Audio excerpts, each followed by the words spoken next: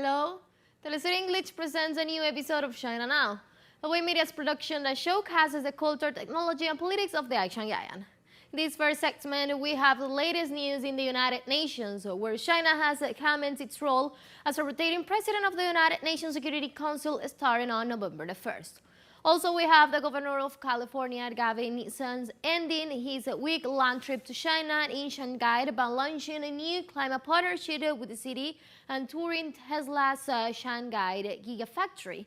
And in diplomatic matters, the government of China and the government of Pakistan made an agreement on a mutual visa exception. Let's have a look. China Current is a weekly news talk show from China to the world. We cover viral news about China every week and also give you the newest updates on China's cutting-edge technologies. Let's get started.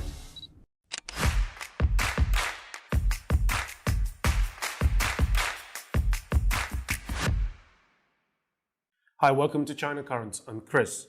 Let's start this episode by updating you the latest events in UN. China has commenced its role as a rotating president of the United Nations Security Council starting from November 1st. Ambassador Zhang Jun, China's permanent representative to the UN, chaired the Council's internal consultations, successfully passing the working plan for the month. Zhang emphasized that the Israeli-Palestinian situation is the most important issue on the agenda for this month's Security Council discussions.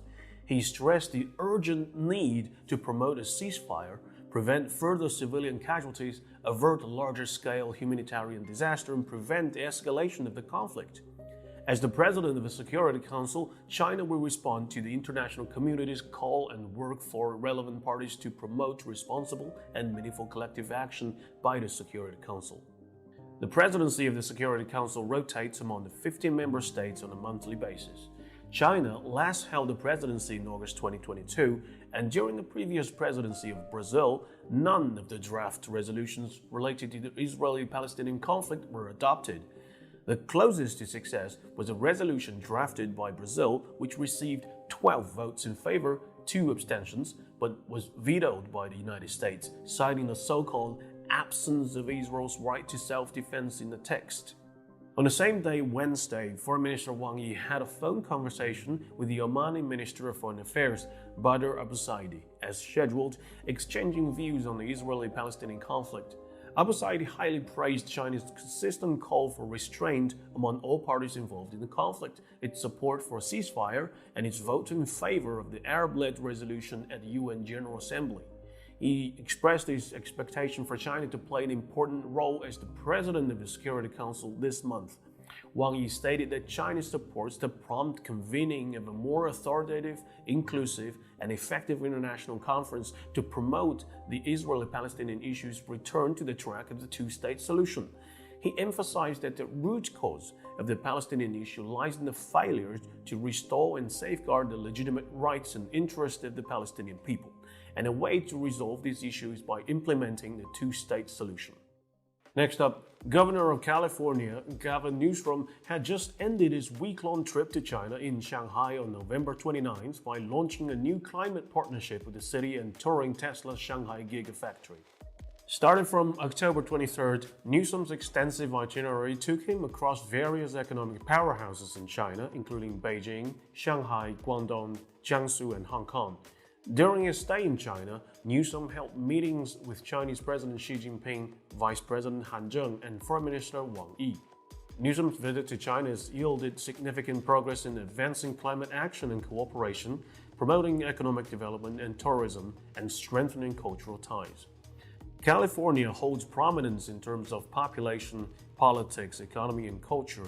It is home to the largest Chinese-American community in the United States, and it has long served as a vital gateway for U.S.-China cooperation. Many analysts believe that the outcome of Newsom's visit will serve as a model for other U.S. states seeking to enhance their ties with China. Next up, let's take a look at another diplomatic event. On November 2nd, the Ministry of Foreign Affairs of the People's Republic of China has announced that the agreement between the government of China and the government of Kazakhstan on mutual visa exemption is set to take effect on November 10, 2023. Under this agreement, Chinese citizens holding regular passports for official business, ordinary passports, and travel documents, as well as Kazakhstani citizens holding ordinary passports and return certificates, will be granted visa exemption privileges. This exemption applies to various purposes, including entry, exit, or transit for private affairs, business activities, tourism, medical visits, international transportation, and transit. Qualified individuals will be allowed a single stay of up to 30 days, commencing from the date of entry. Additionally, the accumulated duration of their stays within every 180-day period should not exceed 90 days. Next up, on October 31st, the return capsule of the Shenzhou 16 manned spacecraft successfully landed at the Dongfeng landing site. Taikonauts Zheng Haipeng, Zhu Yangzhu, and Gui Haichao were in good physical condition. The Shenzhou 16 manned spacecraft was launched into orbit on May 30, 2023 from the Jiuquan Satellite Launch Center. It then docked with the Tianhe core module to form an assembly. The three Taikonauts stayed in orbit for 154 days, during which they carried out one extravehicular activity and a fourth space lecture for the Chinese space station and coordinated the completion of several cargo uploading tasks for the space station. This was the first manned spacecraft mission since China's manned space program entered the space station application and development stage. With close cooperation between the Taikonauts crew and ground research personnel, they carried out experiments in areas like ergonomics, aerospace medicine, life ecology, biotechnology, material science, fluid physics, and aerospace technology. This marked an important step in the transition of China's manned space program from construction to application and from input to output. Netizens are feeling extremely proud and offering best wishes for the nation to accomplish even greater achievements. Next up, let's turn to Canada. On October 30th, the Canadian government issued a ban on the use of the messaging app WeChat on all government-issued mobile devices. The ban takes effect immediately. Canada's Treasury Board President Anita Anand claimed the move was part of a risk-based approach to cybersecurity while providing no evidence of actual information leaks. Anand asserted that on mobile devices, the data collection methods of WeChat enabled significant access to device content. In response, Chinese Foreign Ministry spokesperson Wang Wenbin stated during a press conference that WeChat is a social networking platform operated by a private enterprise. The Canadian government's ban on Chinese companies under the pretext of safeguarding data security without any solid evidence is a typical case of generalizing the concept of national security, abusing state power, and justifiably suppressing specific companies from a certain country. China strongly opposes such actions. This is not the first time the Canadian government has cited security risks in targeting foreign apps. In February, it banned TikTok from government devices, similarly claiming potential threats to information security. The impact on WeChat's business operations in Canada remains uncertain. And next up, let's talk about Halloween. Shanghai's Halloween celebration this year sparked debate online as young participants gave the Western holiday a creative Chinese spin. The costumes and impersonation mocking Chinese cultural figures seen at the event across the city generated buzz for their unique take on the tradition. Thousands of costumed youth gathered in downtown Shanghai over the weekend for parties, contests, and Halloween parade. While the usual ghosts and ghouls were present, many chose to dress up as Chinese deities, emperors, celebrities, brands, and internet memes. The innovative costumes were a big hit on social media, where they ignited debate about localizing Western holidays. Some argued the lighthearted spoofs reflect the Chinese youth expressing their creativity, but more conservative voices contended they showed a lack of respect for traditional culture. Regardless of the controversy, the zany Chinese-inspired costumes succeeded in creating buzz and attracted far more attention than previous years. It seems Shanghai's unique brand of Halloween is here to stay. Whether it represents cultural integration or just youthful irreverence depends on who you ask. Next up, let's turn to economy. The Central Financial World Conference was held in Beijing from October 30th to 31st. The conference emphasized that finance is the lifeblood of the national economy and an important part of the country's core competitiveness. It underscored the need to accelerate the construction of the financial powerhouse, comprehensively strengthen financial supervision, improve the financial system, optimize financial services, and prevent and resolve risks. The conference also stressed the unwavering commitment to the path of financial development with Chinese characteristics. It aims to promote high-quality development of China's finance, providing strong support for the comprehensive advancement of building a powerful country with Chinese modernization and great rejuvenation of the nation.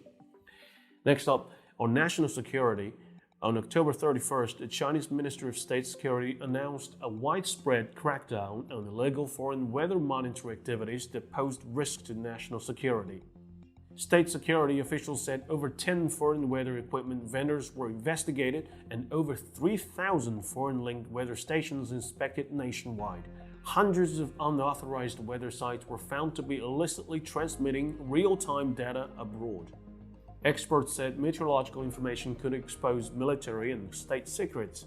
The foreign-operated sensors, if located near air bases, missile launch sites, and other sensitive facilities, may review activity through changes in atmospheric patterns. Authorities reminded that all weather monitoring in China must adhere to domestic security protocols. The campaign serves as a warning to unauthorized data transfer that infringes on national interests. Netizens support relevant authorities' crackdown actions, and Chinese netizens believe national security must be firmly defended. Last but not least, starting from November 1st, the autonomous region of Guangxi will include certain treatment-related assisted reproductive services, such as egg retrieval procedures, within the payment scope of basic medical insurance and work injury insurance funds. With this move, Guangxi has achieved a breakthrough in insurance reimbursement for assisted reproductive medical services. Women who meet the criteria can now get reimbursed for in vitro fertilization procedures. China is experiencing a significant demographic shift, with its population aging rapidly. Due to a combination of one-child policy, which was in effect from 1979 to 2015, and increasing life expectancy, the proportion of elderly people is rising. As of 2021, the group accounted for nearly 20% of the population and is projected to reach one-third by 2050. The demographic shift poses challenges on multiple fronts. The shrinking workforce could dampen economic growth, while the rising number of retirees puts pressure on the pension system and healthcare resources. Well, that's all for today. Thank you for watching this episode of China Currents. If you have any thoughts and comments about the show, please reach us at the email address below. I'm Chris, and looking forward to hearing from you, and see you next time.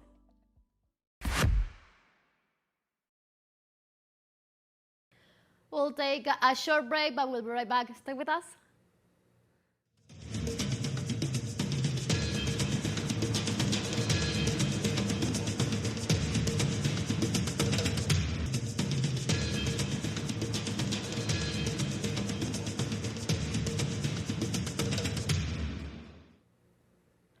Welcome back to China Now.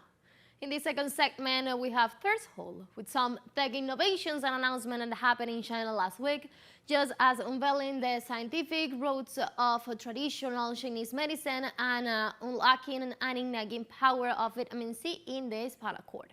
Meanwhile, in Thinkers Forum, we have Senator Mushahid Hussain Sayed, Chairman, Senate Defense Committee, and Pakistan-China Institute, talking about how he's focusing on the role of the BRI, the Belt and Road Initiative, and Pakistan-China relations.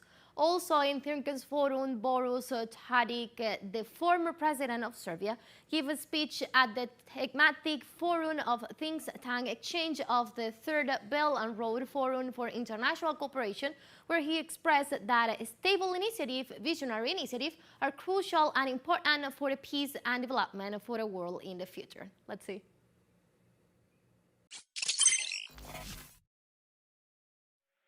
Hi, I'm Lisa and this is Threshold in China. Today we are going to share some exciting tech innovations and announcements that happened in China last week.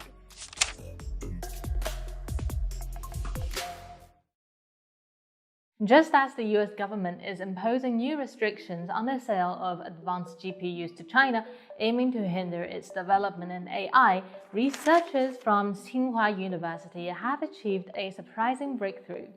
They have developed an all-analog photoelectronic chip that promises to revolutionize high-speed vision tasks. The chip Axel combines electronic and light computing to achieve unprecedented energy efficiency and computing speed for vision-related processes, overtaking the current high-performance AI chips in these critical areas. Traditional digital computing units have long been limited by energy consumption and computing speed when handling vision tasks. Tasks such as image recognition for autonomous driving, robotics, medical diagnosis, and wearable devices require high-resolution imaging, precise classification, and ultra-low latency. Now, by integrating diffractive optical analog computing (OAC) and electronic analog computing (EAC) in a single chip, Axel achieved remarkable energy efficiency and computing speed. OAC is a method that manipulates the properties of light to perform computations such as its intensity through diffraction. EAC is another approach that uses electronic components to perform calculations in a way that mimics continuous physical quantities. These electronic signals vary in strength and can represent a range of values that is beyond 0 and 1. Both methods offer advantages for specific calculations and contribute to developing high-speed vision tasks. The chip, developed by China's Semiconductor Manufacturing International Corporation (SMIC), achieved a computing speed of 4.6 petaflops in lab tests, with over 99% of the computations performed optically, and this is 3,000 times faster than NVIDIA's A100. Remarkably, it also uses 4 million less energy, so this ultra-low power consumption contributes to easing heat generation issues. Meanwhile, the A100 is subject to trade restrictions imposed by the US, so it cannot be exported to China. This breakthrough by the Tsinghua team holds profound significance as it integrates other high-performance computing techniques with existing electronic information systems. Researchers demonstrated that although the new chip cannot immediately replace those used in devices such as computers or smartphones, it may soon be used in wearable devices, electronic cars, or smart factories and help boost China's competitiveness in mass application of artificial intelligence.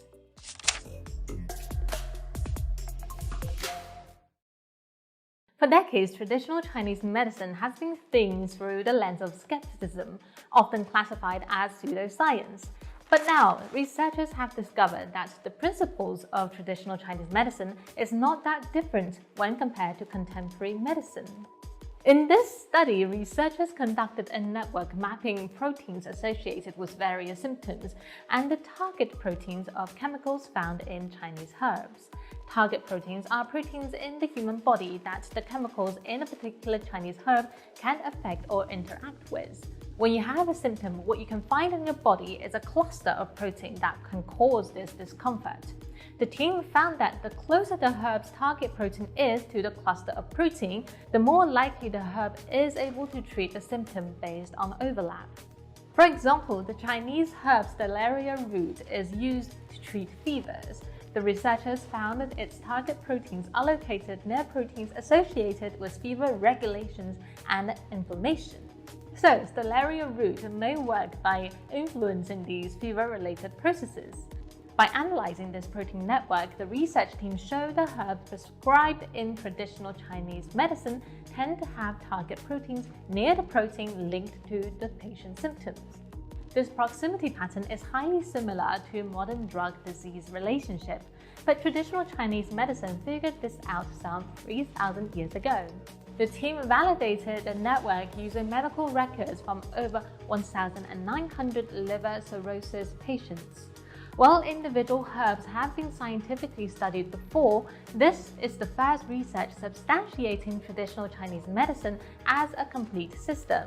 It provides evidence that this ancient practice may have scientific molecular mechanisms, much like modern pharmacology. In 2015, the Nobel Prize in Physiology or Medicine was awarded to Tu Youyou, a Chinese chemist who discovered a malaria drug derived from a herb used in traditional Chinese medicine. The researchers hope their work will lead to further study and potential new drug discoveries inspired by traditional Chinese medicine.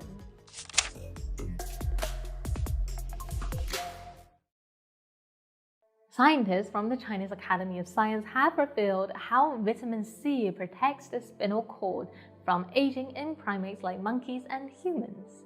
To explain their findings, let's imagine the spinal cord as the body's main electrical cable. It sends signals that stir everything from movement to sensation. As we age, this cable can wear down and leads to slower communication between the brain and the body's nerve and less function. So what caused the cable to wear down? The researchers pinpointed motor neurons as the most aging-sensitive cells. They mapped out the monkey's spinal landscape using single-cell sequencing and highlighted a new class of microglia growing around aged motor neurons. These cells produce CHIP1 protein, which accumulates like rust, hindering motor neurons with the SNAD signal. Levels of this spinal rust also increased in aged monkeys and humans. Because the spinal cord controls muscles in our body, these insights may explain multi-system aging. Most importantly, the scientists found vitamin C can help to clear out this aging rust. It protects motor neurons from CHIP1's wear and tear. Taking vitamin C supplements for 3 years robustly reversed aging traits in aged monkeys' motor neurons. Likewise, in lab dishes, vitamin C also shielded human motor neurons from CHIP1's damage. Targeting CHIP1 could yield new treatment for deteriorating conditions like ALS. Research efforts are ongoing to understand the underlying mechanisms and develop potential treatments.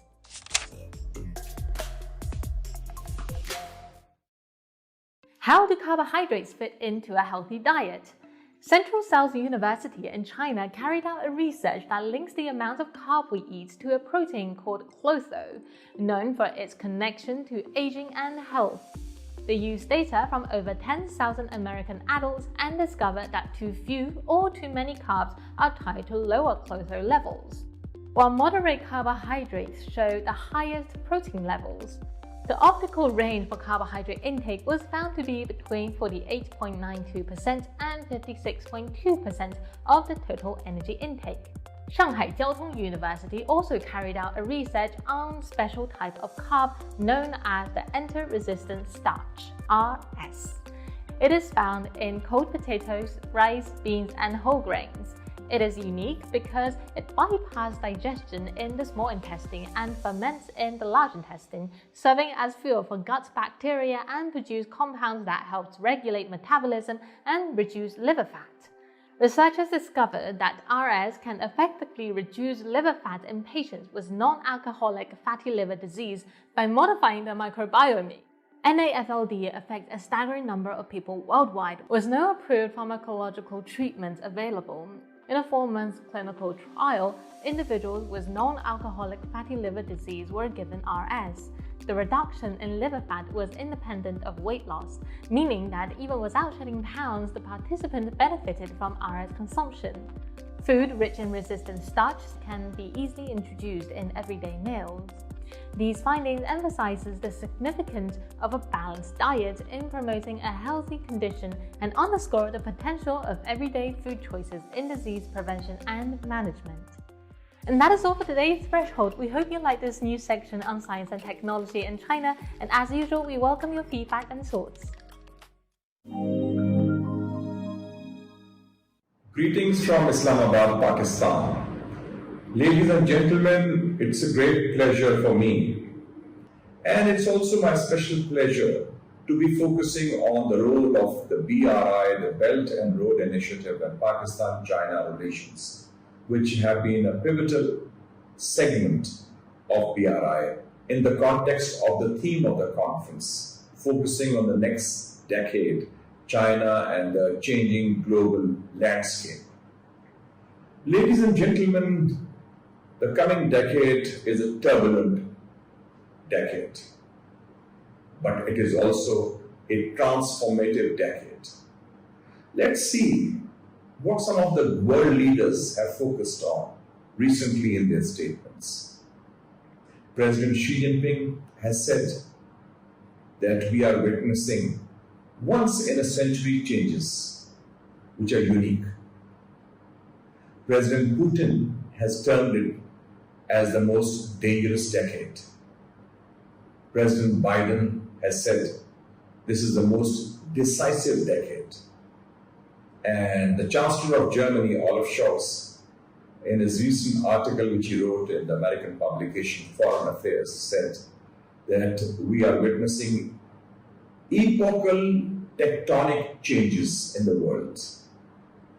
And perhaps one of the most important statements regarding the transformation in the global landscape was made by the President of France, Monsieur Macron, who said last year, and I quote, 300 years of Western hegemony is coming to an end.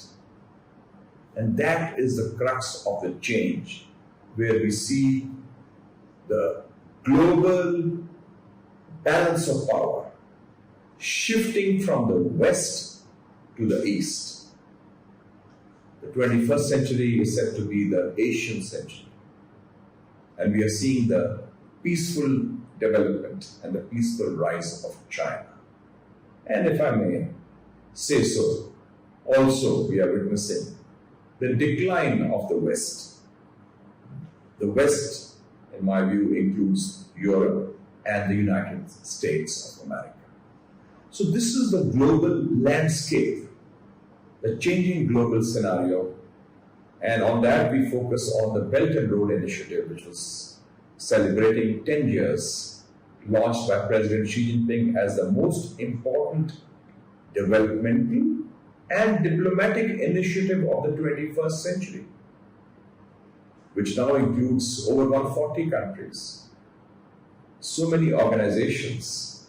And we are very proud of the fact in Pakistan that the China-Pakistan Economic Corridor, CPEC, is the pivot, is the pillar, is the success story of BRI in the last 10 years, generating 85,000 jobs, promoting unity in Pakistan through development, people-centered development in different provinces of the Federation of Pakistan, empowering women, giving hope to the youth, giving employment to the poor, and developing Pakistan forward in energy, in infrastructure, in agriculture, in industry, in education. And we feel that China's investment of approximately $26 billion in the CPEC, the China-Pakistan Economic Corridor, has been very important.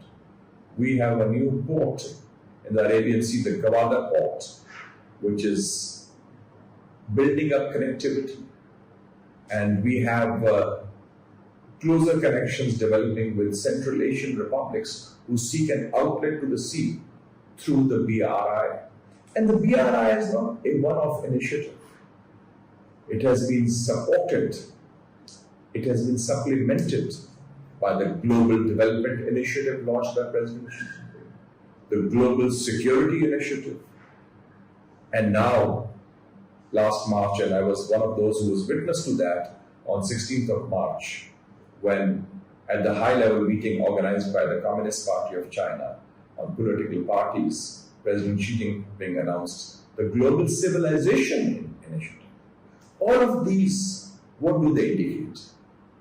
A worldview based on equality, based on diversity, based on inclusivity, connecting cultures, commerce, continents, countries, civilizations. That is what is needed by global humanity as we come out of the pandemic, as we are facing challenges like climate change, which are collective challenges requiring a common approach, not an approach based on conflict, on confrontation. Ladies and gentlemen, we are witnessing two divergent worldviews, values, and perhaps way of looking at the system. China's march towards modernization,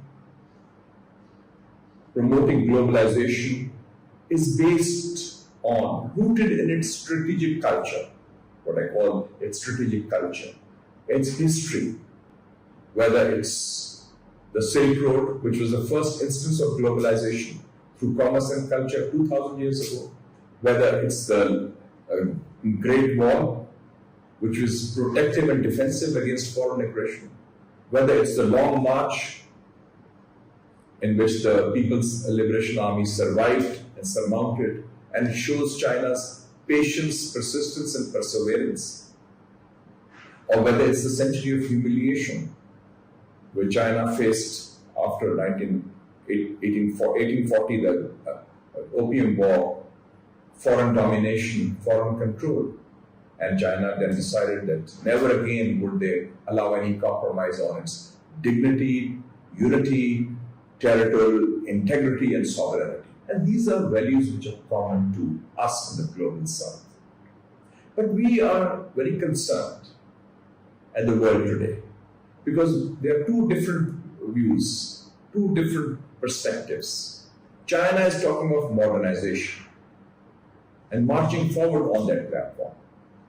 The West, especially the United States, is talking of militarization of international relations, whether it's Asian NATO, whether it's the new Camp David where they involve Japan and South Korea, whether it's the Quad, whether it's AUKUS. They're building a new infrastructure. They are building barriers through sanctions, through tariffs, through protectionism. China is building bridges of connectivity, whether it is the rapprochement between Iran and Saudi Arabia, whether it's the recent summit at BRICS in Johannesburg, which I attended, especially the seminar on global governance and people-to-people contacts. And then China is talking of connectivity and cooperation, while the West, even the G7, and especially the United States, are talking of confrontation, conflict, and containment. Ladies and gentlemen, we in Pakistan reject any notion of a new Cold War, reject any notion of containment. These are irrelevant, outmoded concepts in the 21st century. The 21st century is about connectivity, about peace, about cooperation, and about building a better tomorrow with no overlords and no underdogs.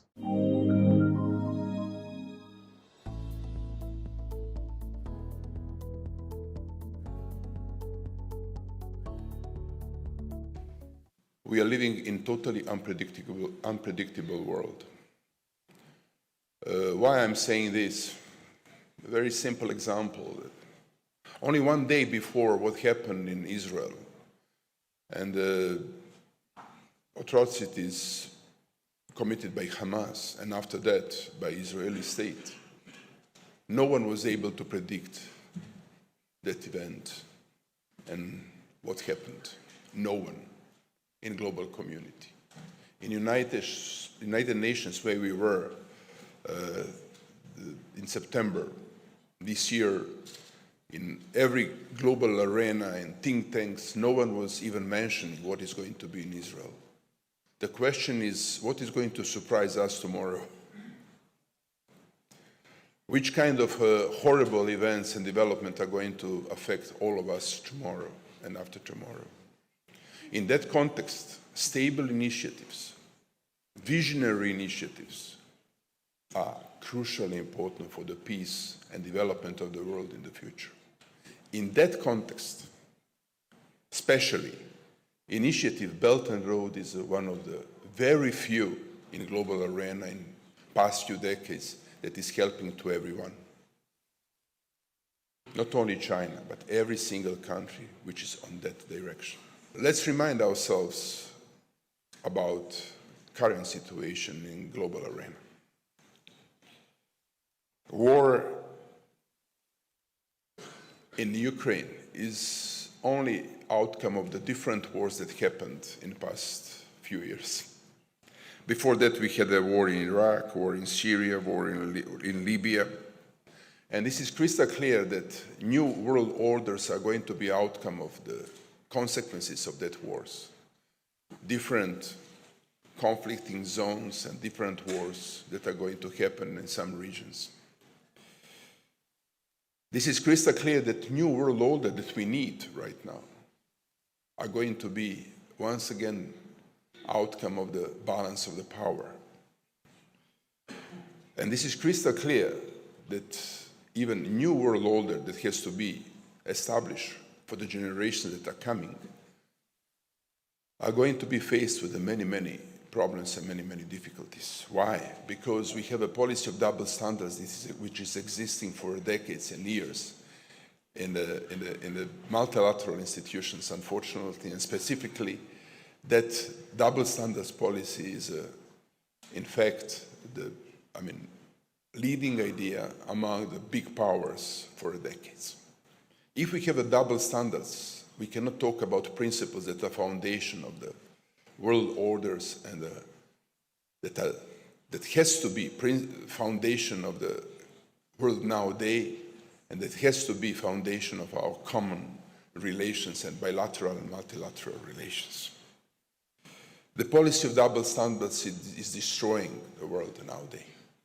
We have to be focused on that policy of standards that has to be implemented in the global arena in a very efficient and very principled way.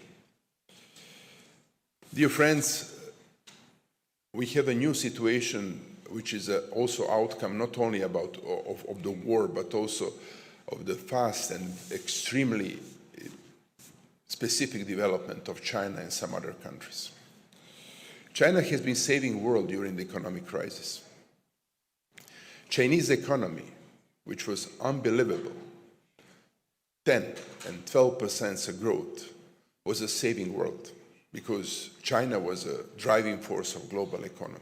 Can you imagine the world nowadays without such impact of China in global arena?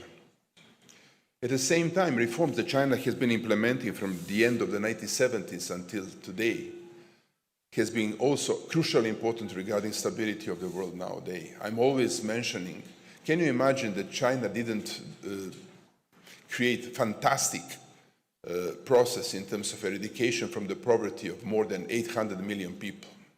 Can you imagine the world nowadays with the threat of migrations that are coming from China? China is nowadays a developed country, not developed enough, but really stable and developed country. But can you imagine the world nowadays with 800 million people that are deeply anchored in the poverty, Chinese people that are creating specific threats in terms of migration to the Western world? China, with its own reforms, also was saving the world nowadays. And this is why China deserves respect and support in the global community today. In that respect, I'm taking into consideration the idea of the Belt and Road Initiative. Belt and Road Initiative is a very specific and very unique aspect of multilateralism, specifically in the situation when United Nations are losing credibility and United Nations are not able anymore, like it was in the future, in the past, to be crucial global multilateral institution.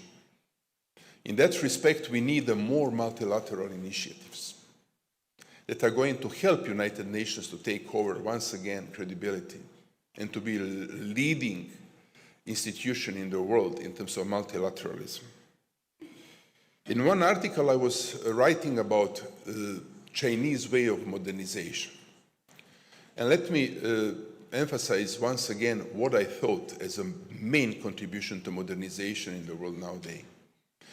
In the context of the Western modernization is always in the focus only how to create new wealth and new technical improvement. But Chinese way of modernization, from my point of view, is more harmonization. Harmonization is specifically very important for the world today. Without harmonization, we are going to be focused with more tensions and more conflicts in the future. I specifically see Belt and Road initiatives in the context of harmonization. Many people are criticizing China because of Belt and Road initiative, because China is offering the loans to the poor countries, and China is bringing those countries in a very difficult debt crisis. I totally disagree with that. China has a great opportunity to create tremendous change in the global arena by harmonizing international relations. But China cannot do that without harmonization of its own economy, its own society. This is why China has a huge responsibility nowadays. China is hope. We've been living in the world where the United States in the Western world was a hope. Nowadays, China is hope. In that respect, harmonization that has to be in the focus of Chinese reforms in the future is crucially important.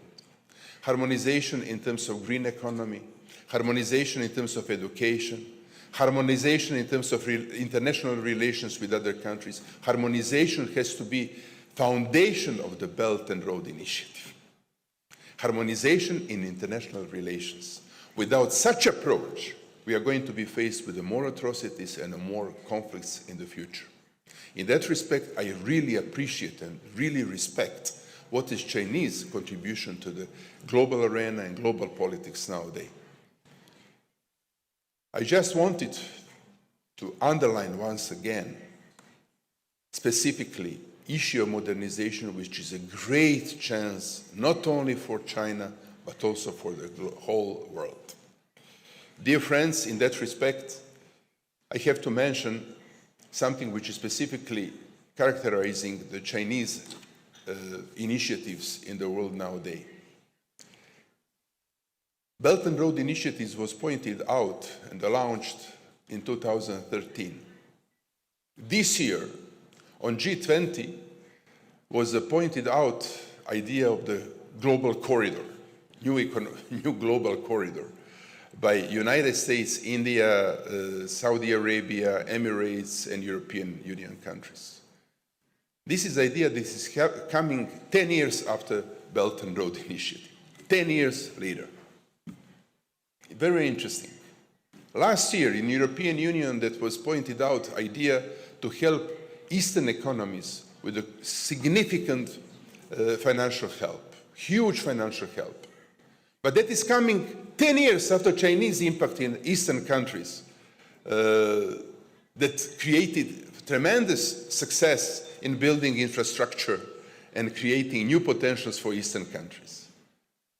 That means that the Western world is coming 10 years later after China in many, many aspects and initiatives in the world, which is not very healthy for global economy and the global relations nowadays. But in that respect, we have to understand China has a really, really specific responsibility in the global arena, having in mind the initiatives and the actions that China is taking into the account, and China is triggering, and that initiatives are also very, very important regarding development in many different countries. And I'm finishing my thoughts with a kind of suggestions for my Chinese friends. This is 10 years after the idea of Belt and Road was launched in the international arena. I think that China has to be very careful with the impacts of Belt and Road Initiative. China has to take into the consideration all negative impacts, not only positive impacts, to learn from mistakes and to make corrections.